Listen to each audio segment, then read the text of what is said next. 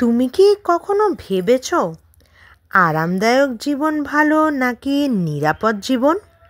আজকের গল্পে আমরা জানব কেমন হয় শহরের বিলাসবহুল জীবন আর গ্রামের শান্তিপূর্ণ জীবন, দুজন ইঁদুরের চোখ দিয়ে।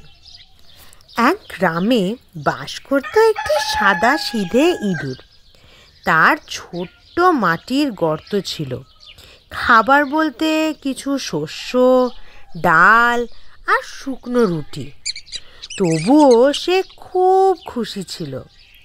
একদিন তার পুরনো বন্ধু শহরের ইঁদুর এসে হাজির। শহরের ইঁদুরটি ছিল বেশ ঝাঁ চকচকে।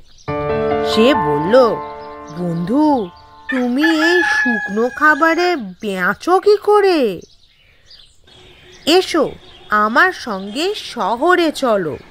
ওখানে দারুণ খাবার, বড় বড় বাড়ি আর সত্যিকারের জীবন। গ্রামের ইঁদুর কিছুটা দ্বিধায় পড়লেও বন্ধুর অনুরোধে রাজি হয়ে গেল। শহরে পৌঁছানোর পর তারা একটা বড় বাড়িতে ঢুকলো। মেঝেতে পড়েছিল পনির, কেক, বিস্কুট। কি চমৎকার খাবার! গ্রামের ইঁদুর তো অবাক। হঠাৎই দরজা ঠাস করে খুলে গেল।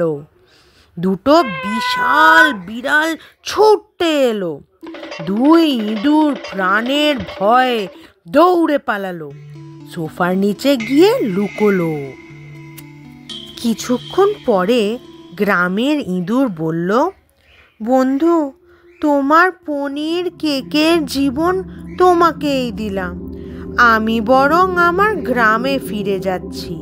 ওখানে শুয়োরের মতো খাবার হলেও অন্তত শান্তিতে খেতে পারি।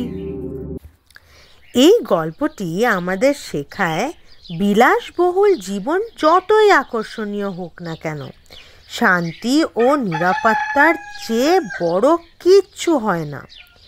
জীবনটা এমন হওয়া উচিত যেখানে আমরা নিশ্চিন্তে শ্বাস নিতে পারি। গল্পটি ভালো লাগলে একটা লাইক দিও। কমেন্টে জানাও তুমি গ্রামের জীবন পছন্দ করো না শহরের। আর এমন মজার গল্প পেতে সাবস্ক্রাইব করো আমাদের চ্যানেল অলমোস্ট ওয়াইজ কিডস। দেখা হবে পরের গল্পে। টাটা, বাই বাই বাচ্চারা।